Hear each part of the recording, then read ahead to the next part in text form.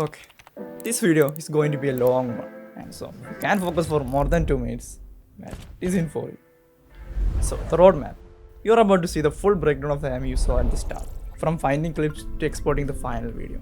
I split everything into sections so you don't get overwhelmed.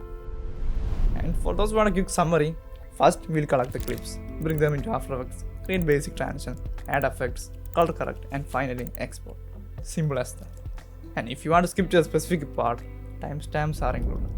Also, if you want to follow along, I provided the full project file, everything set up and ready to go. Oh, and one more thing, I made a small preset for it. More on that later. So, let's start.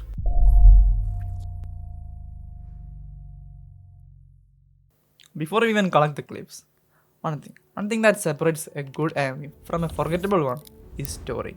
It doesn't have to be deep, it needs a flow, a build up, a climax, or some emotion that carries through. The one you saw at the start kind of had that. If you're someone who knows what's going on that scene, you'll know it. So always ask yourself, what I'm trying to make people feel? What's the story I'm trying to tell? That's how we create a flow that actually hits. Okay, so we are going to find a site that's streaming the anime we are looking for. I won't say the name out loud because of its reasons, but if you look at my screen, you'll see some of them. Once you are on the site, just search for the anime, then go to the exact season and episode with the scene you want. Now we are going to use a web extension called Stream Recorder. Okay, I'm using this site to show you how it's done.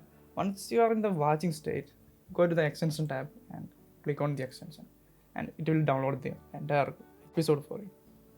Once the downloading is complete, click Saved. Let's create a folder, name it Anime Clips or something, and click Save. And now it's saved.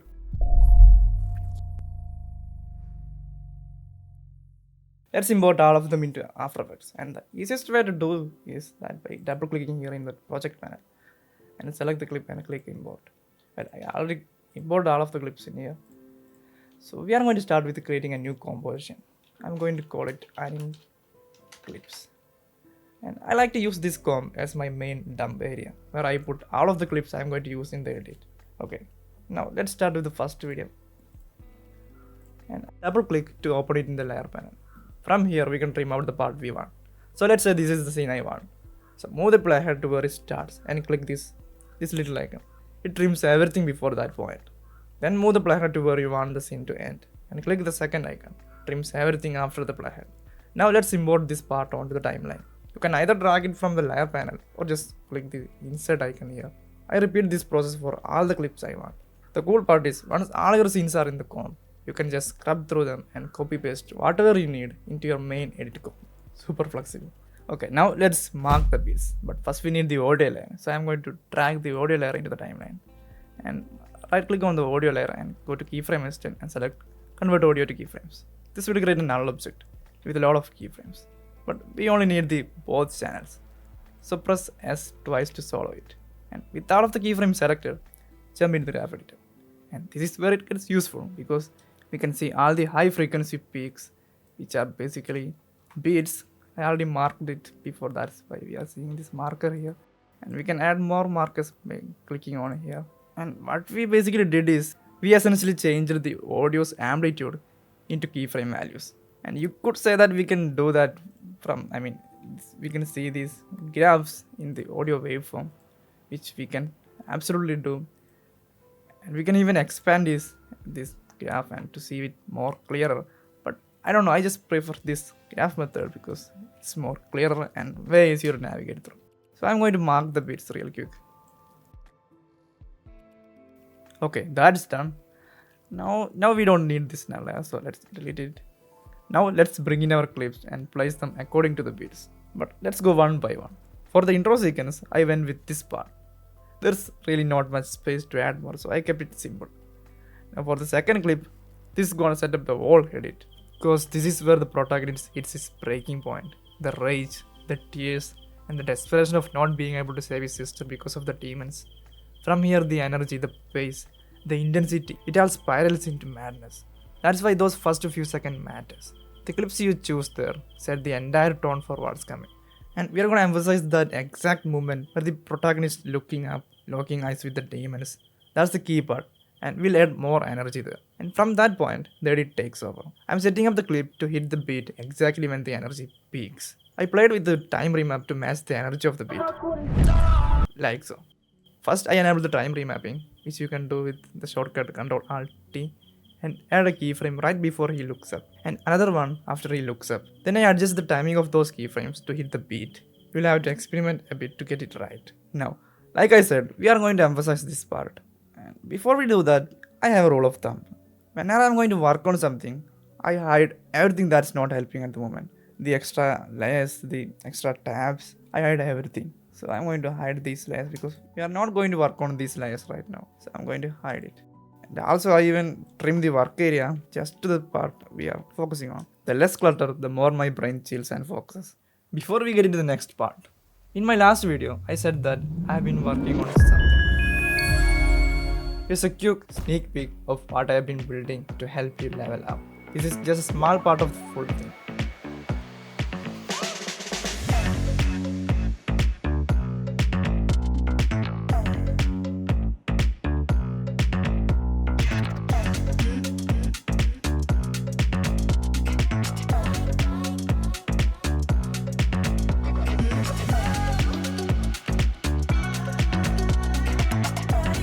If you are interested and want early access, join the waiting list. Link is in the description.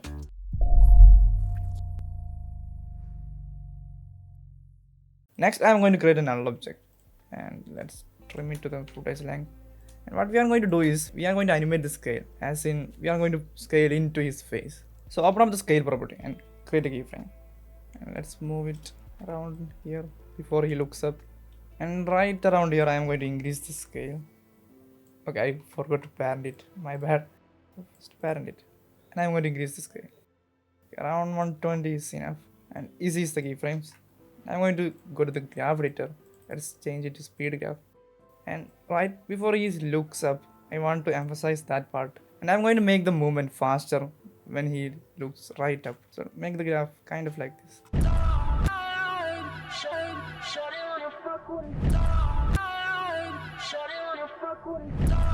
Now we are going to add some shape. So create an adjustment layer. And let's trim it. And I'm going to call it shape. And apply the transform effect. This effect simply is our timeline's transform settings turned into an effect. And yes, there are a few extra properties here, but you don't have to worry about those. Okay, we are going to animate the position to make the shape. And we are going to use an expression to do that. So hold Alt and click on the stopwatch icon, which allows us to write an expression. We are going to write the expression wiggle parentheses. The wiggle function let us change values randomly based on given input. Inside the parentheses, the values are separated by commas. The first value is the frequency, and the second is amplitude. I'm going to put in 4 and 10. This means the position property will change 4 times per second. That's frequency. And the position will change 10 pixels in both directions. That's amplitude.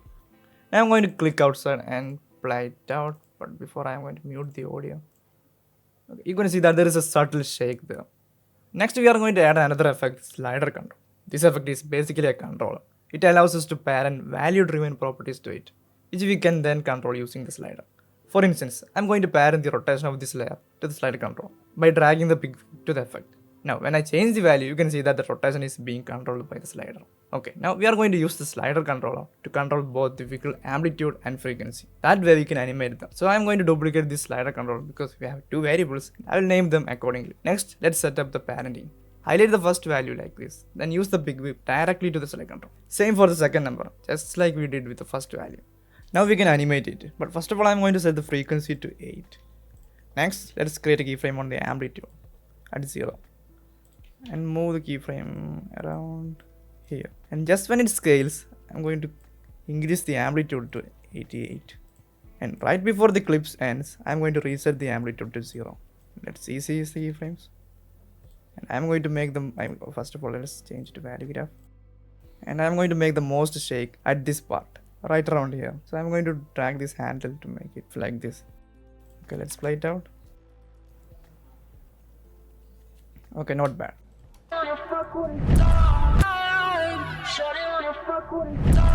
For your information, After Effects has an inbuilt preset if you are using a early version. If you search for wiggle position, you will get exactly what we just did here. You get the same transform controlled by the expression and that being controlled by the slider control.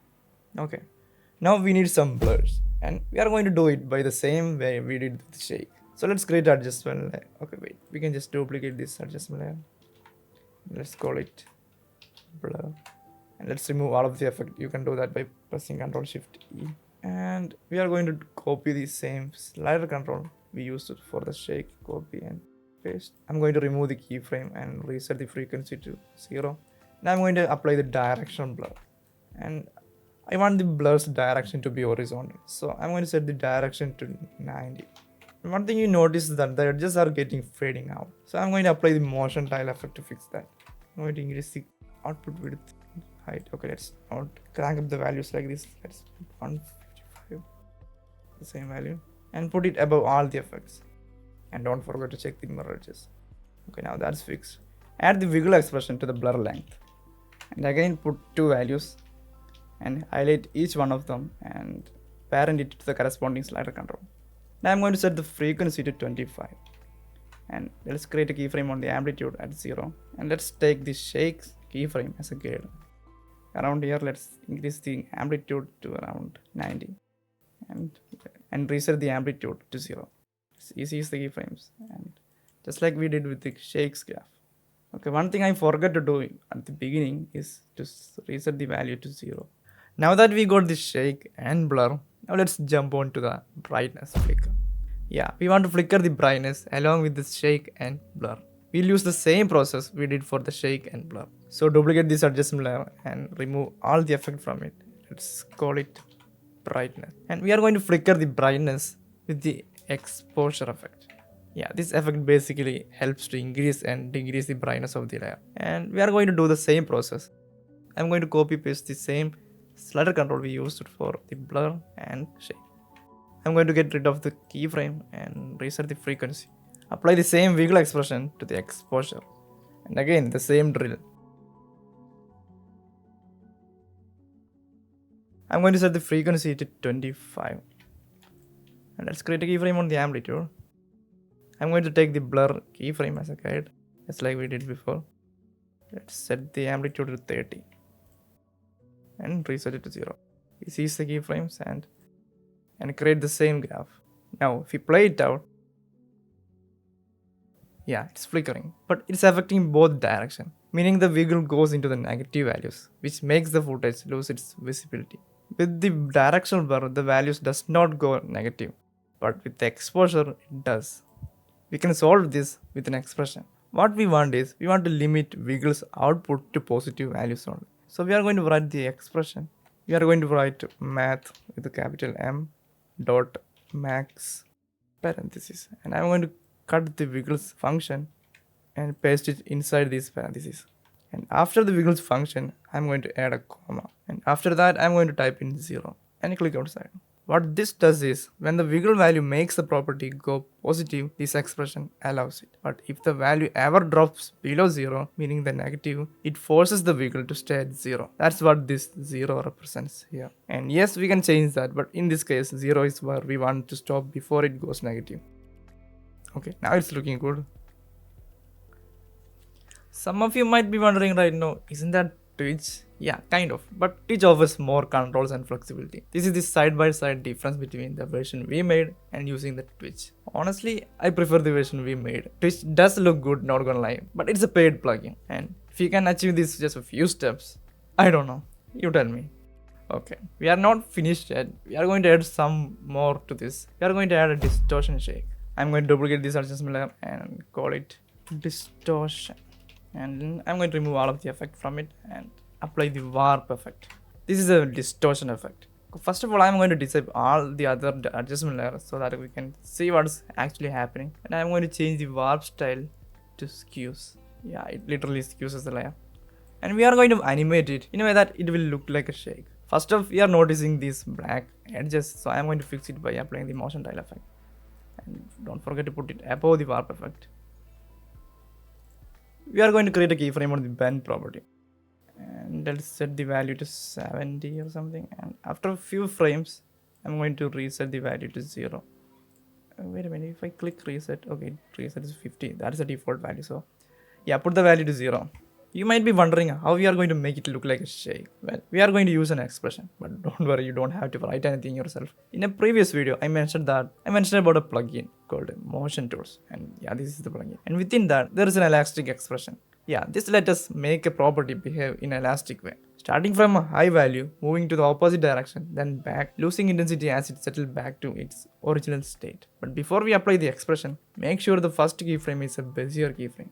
The last one is linear, so the expression works properly. Now select the property and apply the elastic expression. Right away an effect is being applied here. We have amplitude, which controls the intensity of the shake, frequency, which works just like the wiggle property, it determines the number of shake per second, and decay, which controls how long the shake lasts. And I'm going to set the amplitude to around 300, frequency to 260, and decay to 125. And note on decay, if you increase the value, the shake going to get shorter.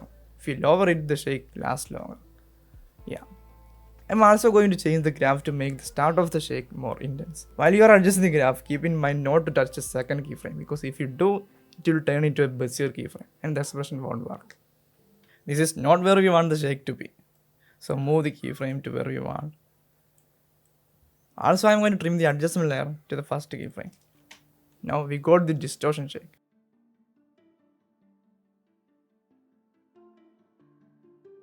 And if we put it all together, we get this. Not bad for just a few steps, don't you think? Alright, now about that preset I promised at the start. Basically, it's all these effects packed into one easy preset. You can download it for free, link is in the description. Once you download it, you will get this file. And the easiest way to download it is to go to the effects and presets panel. And if you can't find it, go to Windows and click effects and presets and select any of the effects. I'm going inside the animation preset and user presets, and this is where we can find all our own presets, and just select any one of them and click these 3 lines and select reveal in Explorer. This will open up the folder where the effect is located. Now all we have to do is just copy our preset and paste it inside this folder, or you can just drag and drop, and it's basically installed. And right away we can find the effect here because we need to refresh the list. You can either restart the After Effects or simply go to the 3 lines again and select refresh list. And if you go to the same folder again, we can see the effect here. So I'm going to create an adjustment layer, and I'm going to disable all the other adjustment layer so that we can see it better. I'm going to drag and drop to our adjustment layer. And yeah, right away it's a lot of effects, I know, but all you have to focus on is these controller effects. This is where we control the whole shake. You don't have to do anything because it's all set up, and I already keyframed all of them. And all you have to do is just move the keyframe to where the shake you want to be. And from here you can control the intensity by changing the values here. And yeah, okay. In the finished video, if you look at it, you can see there is a shift in grading. I actually used a plugin Looks from Red Giant to create it. If you want the exact preset, you can find it in my project file. Or you could use the effect Lumetri color to do that. There's not really much going on. I just played with the saturation and hue. And you can easily do that with the Lumetri color. You just need to experiment. And now I'm going to take all of the clips and I'm going to arrange them. Here's a preview. You can see that the flow is already good without transition or effects. That's because these clips mostly come from a single scene, except this one. And also, the reason it blends well is because they are match cuts. A match cut is a cut between 2 shots linked by visual or meaning. For example, look at these 2 clips. In the first one, the character is swinging a sword to cut something. Then in the next clip, we see something piercing and cutting through from a different angle. That visual connection makes the cut feel seamless. And all the other clips follow this same idea, matching visually or thematically. I actually played with the time remap to match the energy between those clips. Without time remap, it looks flat. But if I speed up the start and end of the clip, it will look like this. Now we are going to do some transitions, basic ones. Starting with these 2 clips, so let's focus here. And it's gonna be a scale transition, so create a null object. And let's trim it and parent the null object to the new null object we just created and open up the scale property. And we are going to animate it like it's scaling out. So create a keyframe and ECs the keyframes and make the movement faster at the end. And also I'm going to enable the motion blur. And we need to add motion blur to the adjustment layer as well. And let's fix these black edges with the effect motion tile. Now for the second clip, let's create a null object again. And I'm going to trim it. And let's create a keyframe on the scale property. And this time the animation is going to be scaling in. And I'm going to change the timing of this movement by making the starting faster. Putting all together, we get this transition. So in a way, this is also a match cut, but with a seamless scale animation connecting the two clips. Now let's move on to the next one. We are going to connect these two clips. So let's create a null object and put it right above the second footage. Let's trim it and don't forget to parent it. And this time we are going to scale into our character. Let's bring our scale and position and create a keyframe on both properties. And let's scale into our character. Let's see the keyframes and we are going to change the timing, and as in we are going to make the movement faster at the end like we did before. A quick tip that we can change the position value graph because that's how After Effects works. We have a workaround. We can copy our scale graph and paste it into our position property. We can do that with the plugin I mentioned earlier. All you have to do is just select the scales keyframe and click this icon, which will copy the keyframes graph, and select the position keyframes and paste it by clicking here. Now the graph has been copied. Now for the next clip, we are not going to add any transitions because without it, it's already looking good. Okay, now we are at these two clips. First, I'm going to add a scale in motion. So let's create a null object and animate the scale property. In the original version, I actually added some position shake with the scale. But later I realized that I didn't even need the position shake. Instead, I could just animate the rotation and it still looked great. So let's animate the rotation. Create a keyframe on the rotation. We need to be subtle about it. Let's not rotate like crazy. Let's put like 2 or something. Or maybe 3. Then as a transition to the next clip, we are going to add another null object. We are going to create a keyframe on position, scale and rotation.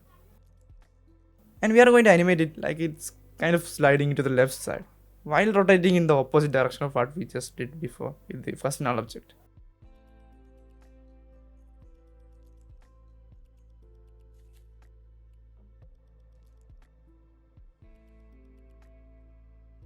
Okay, I think that's fine. And for the next clip, I'm going to add a null object. Let's trim it.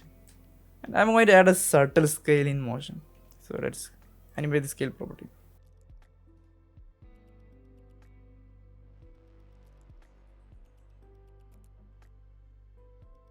And finally, we need to add the scale transition between these two clips. So I'm going to add it real quick.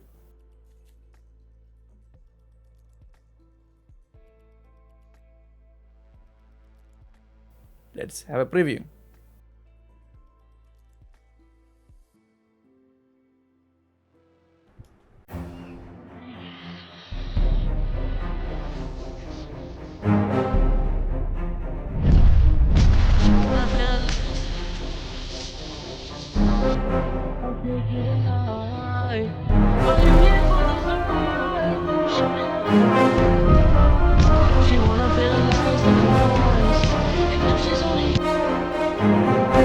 Spice it even more by adding a feature. Yeah, we could just copy paste all those adjustments. Do that. So I want to create the adjustment by reason. Basically above both clips, adjust the keyframe to one clip. We don't need it distortion shape, but hey, keep it if you like. I just duplicate this adjustment and apply it to the rest of the clips.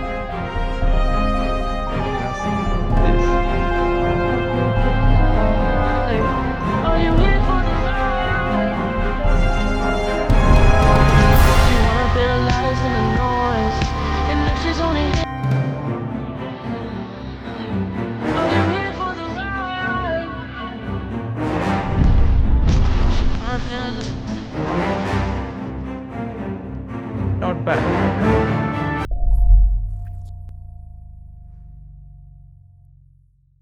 Okay, we are almost done. Just some color corrections. Nothing fancy, just some tweaks. So I'm gonna create an adjustment layer and call it CC and apply the curves effect and create a little S shape. And that boosts the highlights and darkens the shadows of the footage, basically giving it more contrast. Now, depending on your footage, you might have to tweak it per clip to make it look right. Okay, when you upload your video to YouTube or any social platform, it's gonna compress the file to save storage and bandwidth. That compression makes the footage a little blurry or softer. It's subtle, but it's there. So to counter that, we sharpen it. So I'm going to create an adjustment layer and I'm going to apply the unsharp mask. And honestly, the default value is enough.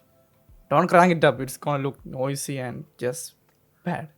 Alright, now before we move to exporting, I didn't actually finish the full edit. I just stopped at a random point. That's because I'm giving you the opportunity to complete it. Use what you learned from this video, finish the edit and send it to me if you want. I would love to see. Now let's export this thing.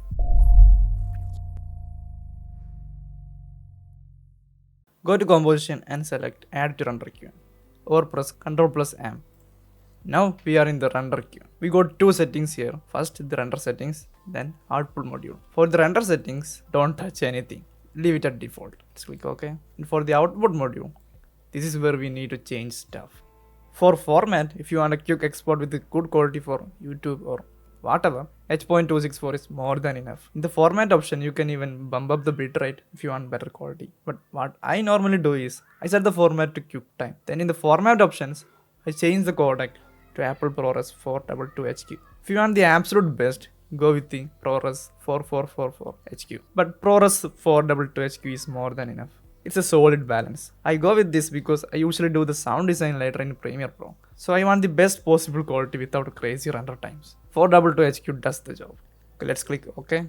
That's pretty much it. You can also save this whole setup as a preset. Click the drop down, select make template, name it, and it's done, it's saved. Now we just need to choose where to save the file. Next to output to, click this blue text. Choose your export folder, click save. And finally, click one of the most satisfying buttons ever, render.